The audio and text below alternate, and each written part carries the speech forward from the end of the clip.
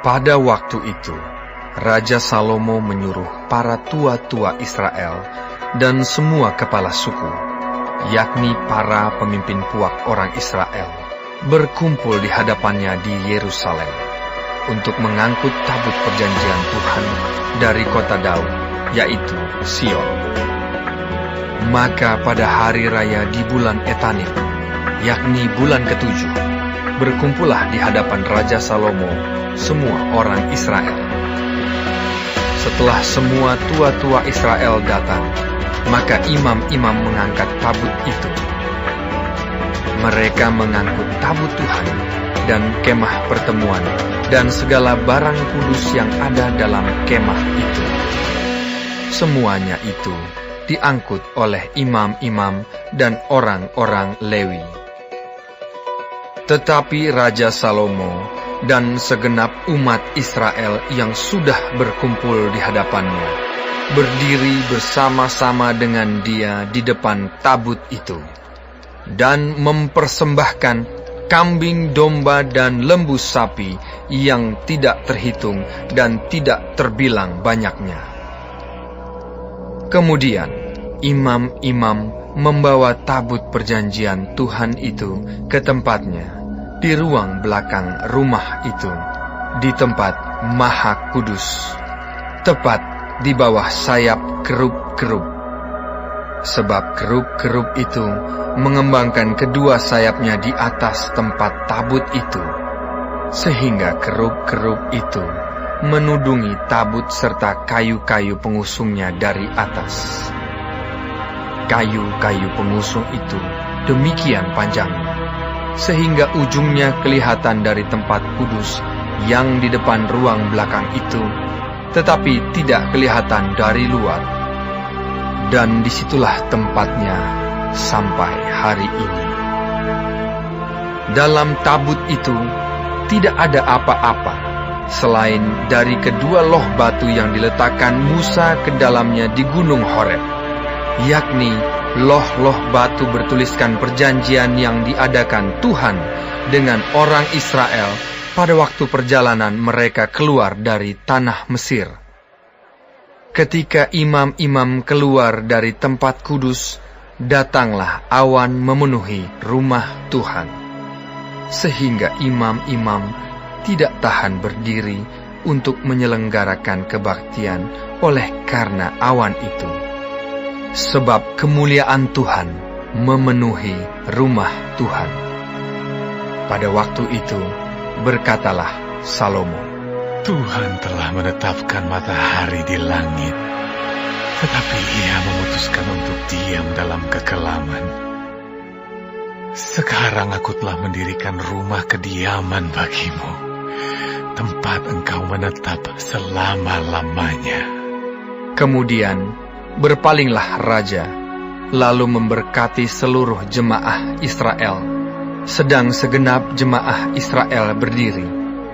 Ia berkata, Terpujilah Tuhan Allah Israel yang telah menyelesaikan dengan tangannya apa yang difirmankannya dengan mulutnya kepada Daud ayahku.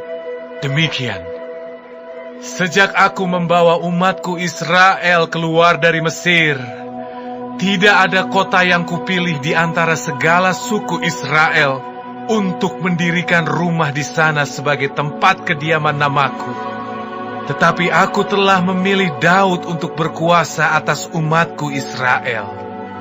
Lalu raja melanjutkan, Ketika Daud ayahku bermaksud mendirikan rumah untuk nama Tuhan Allah Israel, berfirmanlah Tuhan kepadanya, Engkau bermaksud mendirikan rumah untuk namaku, dan maksudmu itu memanglah baik. Hanya bukanlah engkau yang akan mendirikan rumah itu, melainkan anak kandungmu yang akan lahir kelak. Dialah yang akan mendirikan rumah itu untuk namaku. Jadi Tuhan telah menepati janji yang telah diucapkannya. Aku telah bangkit menggantikan Daud ayahku, dan telah duduk di atas tahta kerajaan Israel, seperti yang difirmankan Tuhan. Aku telah mendirikan rumah ini untuk nama Tuhan Allah Israel, dan telah menyediakan di sana tempat untuk tabut. yang memuat perjanjian yang telah diadakan Tuhan dengan nenek moyang kita ketika mereka dibawanya keluar dari tanah Mesir. Kemudian berdirilah Salomo di depan mezbah Tuhan, di hadapan segenap jemaah Israel. Ditadahkannya lah tangannya ke langit, lalu berkata, "Ya Tuhan, Allah Israel, tidak ada Allah seperti Engkau di langit di atas dan di bumi di bawah. Engkau yang memelihara perjanjian dan kasih setia kepada hamba-hambamu yang dengan segenap hatinya hidup di hadapan-Mu. Engkau yang tetap berpegang pada janji-Mu terhadap hamba-Mu Daud ayahku, dan yang telah menggenapi dengan tangan-Mu apa yang Kau firmankan dengan mulut-Mu, seperti yang terjadi pada hari ini.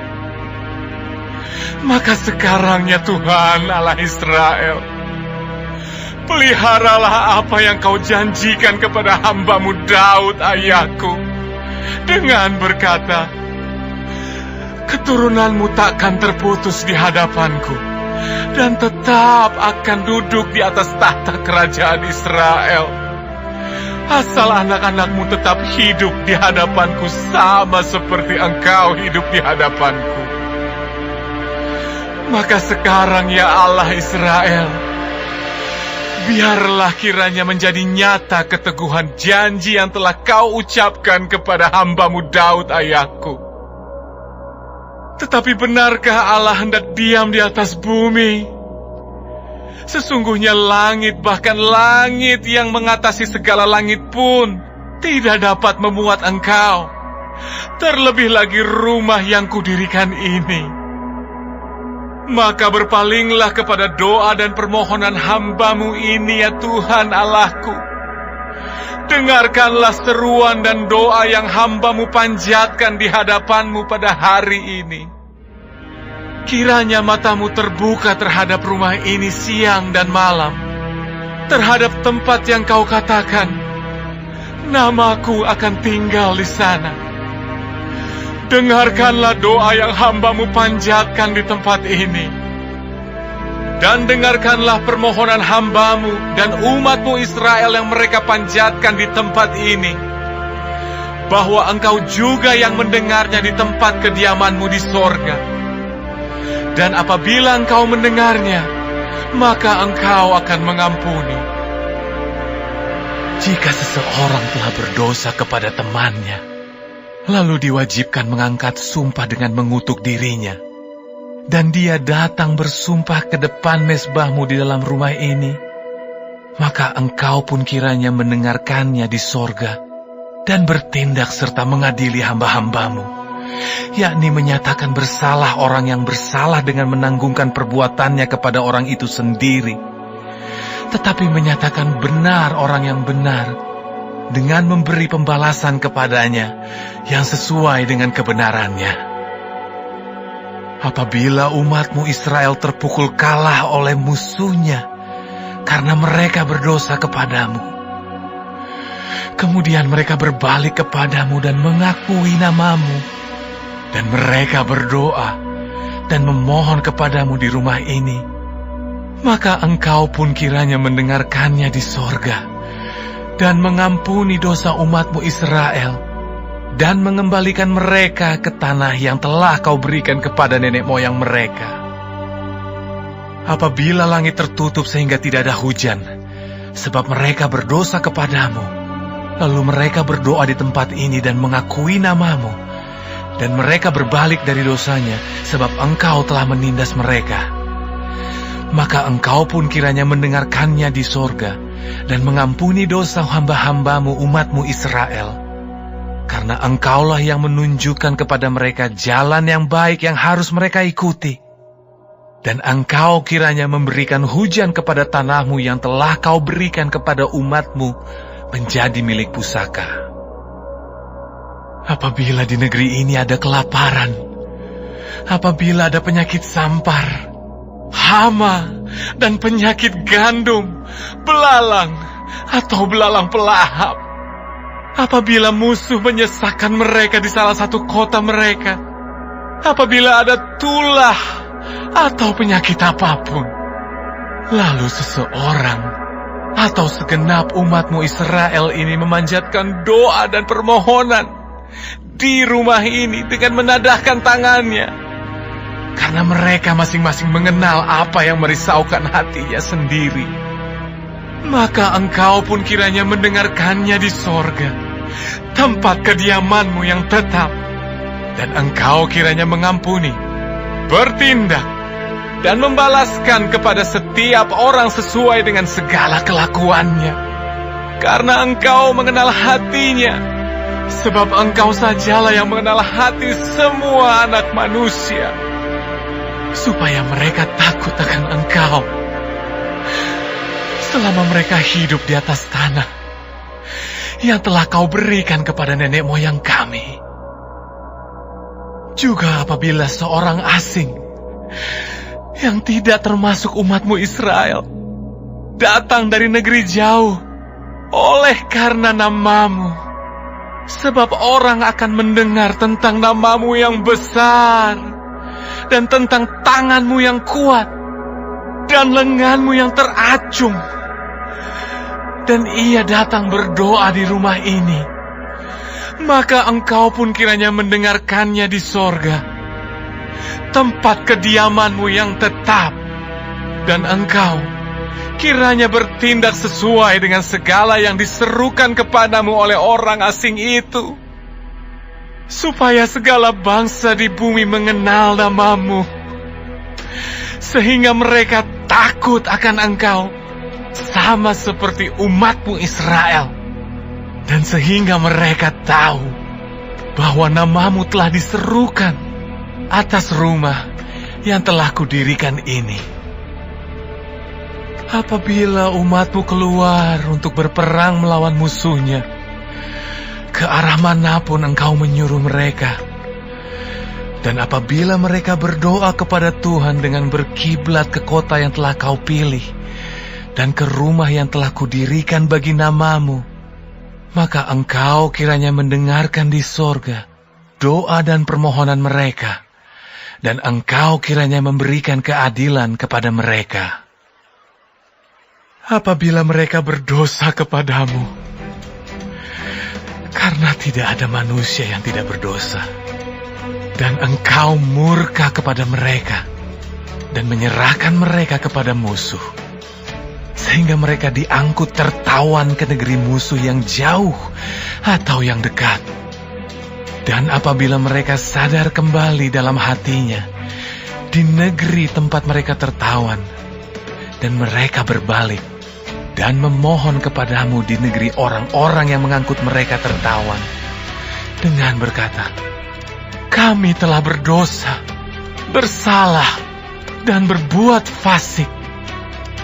Apabila mereka berbalik kepadamu dengan segenap hatinya dan dengan segenap jiwanya di negeri musuh yang mengangkut mereka tertawan, dan apabila mereka berdoa kepadamu dengan berkiblat ke negeri mereka yang telah kau berikan kepada nenek moyang mereka, ke kota yang telah kau pilih, dan ke rumah yang telah kudirikan bagi namamu, maka engkau kiranya mendengarkan di sorga, tempat kediamanmu yang tetap, kepada doa dan permohonan mereka, dan engkau kiranya memberikan keadilan kepada mereka. Engkau kiranya mengampuni umatmu yang telah berdosa kepadamu, mengampuni segala pelanggaran yang dilakukan mereka kepadamu, dan kiranya engkau membuat mereka menjadi kesayangan orang-orang yang mengangkut mereka tertawan, sehingga orang-orang itu menyayangi mereka, sebab mereka itu umatmu dan milik kepunyaanmu yang telah kau bawa keluar dari Mesir, dari tengah-tengah dapur peleburan besi. Hendaklah matamu terbuka terhadap permohonan hambamu dan terhadap permohonan umatmu Israel, dan hendaklah engkau mendengarkan mereka seberapa kali mereka berseru kepadamu. Sebab engkaulah yang memisahkan mereka bagimu menjadi milik kepunyaanmu dari antara segala bangsa di bumi, seperti yang telah kau firmankan dengan perantaraan Musa hamba-Mu, pada waktu Engkau membawa nenek moyang kami keluar dari Mesir.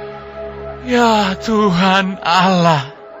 Ketika Salomo selesai memanjatkan segala doa dan permohonan itu kepada Tuhan, bangkitlah ia dari depan mezbah Tuhan, setelah berlutut dengan menadahkan tangannya ke langit. Maka berdirilah ia dan memberkati segenap jemaah Israel dengan suara nyaring, katanya, Terpujilah Tuhan yang memberikan tempat perhentian kepada umatnya Israel, tepat seperti yang difirmankannya. Dari segala yang baik yang telah dijanjikannya dengan perantaraan Musa hambanya, tidak ada satupun yang tidak dipenuhi. Kiranya Tuhan Allah kita menyertai kita sebagaimana Ia telah menyertai nenek moyang kita. Janganlah Ia meninggalkan kita, dan janganlah Ia membuangkan kita. Tetapi hendaklah dicondongkannya hati kita kepadanya, untuk hidup menurut segala jalan yang ditunjukkannya, dan untuk tetap mengikuti segala perintahnya, dan ketetapannya, dan peraturannya, yang telah diperintahkannya kepada nenek moyang kita. Hendaklah perkataan yang telah kupohonkan tadi di hadapan Tuhan, dekat pada Tuhan Allah kita, siang dan malam, supaya Ia memberikan keadilan kepada hambanya dan kepada umatnya Israel menurut yang perlu pada setiap hari, supaya segala bangsa di bumi tahu bahwa Tuhanlah Allah dan tidak ada yang lain. Dan hendaklah kamu berpaut kepada Tuhan Allah kita dengan sepenuh hatimu dan dengan hidup menurut segala ketetapannya, dan dengan tetap mengikuti segala perintahnya seperti pada hari ini. Lalu raja bersama-sama segenap Israel mempersembahkan korban sembelihan di hadapan Tuhan. Sebagai korban keselamatannya kepada Tuhan, Salomo mempersembahkan 22.000 ekor lembu sapi dan 120.000 ekor kambing domba. Demikianlah raja dan segenap Israel mentahbiskan rumah Tuhan itu. Pada hari itu juga, raja menguduskan pertengahan pelataran yang di depan rumah Tuhan, sebab disitulah ia mempersembahkan korban bakaran, korban sajian, dan segala lemak korban keselamatan. Sebab mezbah tembaga yang di hadapan Tuhan itu terlalu kecil untuk memuat korban bakaran dan korban sajian dan segala lemak korban keselamatan itu. Lalu Salomo mengadakan perayaan pada waktu itu juga di hadapan Tuhan Allah kita selama 7 hari, bersama-sama dengan seluruh Israel, suatu jemaah yang besar, dari jalan masuk ke Hamat sampai sungai Mesir. Pada hari yang ke-8, disuruhnya bangsa itu pergi. Maka mereka memohon berkat untuk raja, lalu pulang ke kemah mereka sambil bersukacita dan bergembira atas segala kebaikan yang telah dilakukan Tuhan kepada Daud, hambanya, dan kepada orang Israel, umatnya.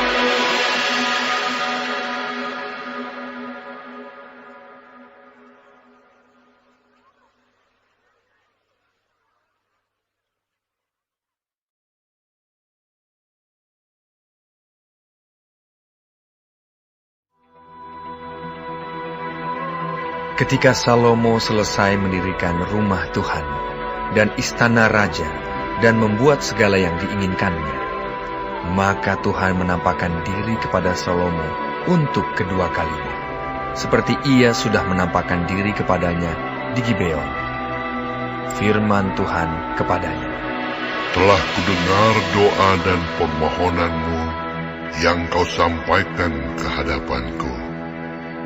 Aku telah menguduskan rumah yang kau dirikan ini untuk membuat namaku tinggal di situ sampai selama-lamanya. maka mataku dan hatiku akan ada di situ sepanjang masa. Mengenai engkau, jika engkau hidup di hadapanku sama seperti Daud ayahmu, dengan tulus hati dan dengan benar, dan berbuat sesuai dengan segala yang kuperintahkan kepadamu. Dan jika engkau tetap mengikuti segala ketetapan dan peraturanku, maka aku akan meneguhkan tahta kerajaanmu atas Israel untuk selama-lamanya, seperti yang telah kujanjikan kepada Daud ayahmu, dengan berkata, keturunanmu takkan terputus dari tahta kerajaan Israel. Tetapi jika kamu ini dan anak-anakmu berbalik daripadaku, dan tidak berpegang pada segala perintah dan ketetapanku yang telah kuberikan kepadamu, dan pergi beribadah kepada Allah lain dan sujud menyembah kepadanya, maka aku akan melenyapkan orang Israel dari atas tanah yang telah kuberikan kepada mereka, dan rumah yang telah kukuduskan bagi namaku itu akan kubuang dari hadapanku. Maka Israel akan menjadi kiasan dan sindiran di antara segala bangsa. Dan rumah ini akan menjadi reruntuhan, sehingga setiap orang yang lewat akan tertegun, bersuit dan berkata, apakah sebabnya Tuhan berbuat yang demikian kepada negeri ini dan kepada rumah ini? Maka orang akan berkata, sebab mereka meninggalkan Tuhan Allah mereka, yang membawa nenek moyang mereka keluar dari tanah Mesir, dan sebab mereka berpegang pada Allah lain, dan sujud menyembah kepadanya, dan beribadah kepadanya. Itulah sebabnya Tuhan mendatangkan segala malapetaka ini ke atas mereka. Setelah lewat 20 tahun, selesailah Salomo mendirikan kedua rumah itu, yakni rumah Tuhan dan istana raja. Oleh karena Hiram, Raja Tirus, telah membantu Salomo dengan kayu aras, kayu sanobar, dan emas, sebanyak yang dikehendakinya, maka pada waktu itu Raja Salomo memberikan kepada Hiram 20 kota di negeri Galilea. Tetapi ketika Hiram datang dari Tirus untuk melihat-lihat kota-kota yang diberikan Salomo kepadanya itu, maka semuanya kurang menyenangkan hatinya. Sebab itu ia berkata, macam apakah kota-kota yang telah kau berikan kepadaku ini, hai saudaraku?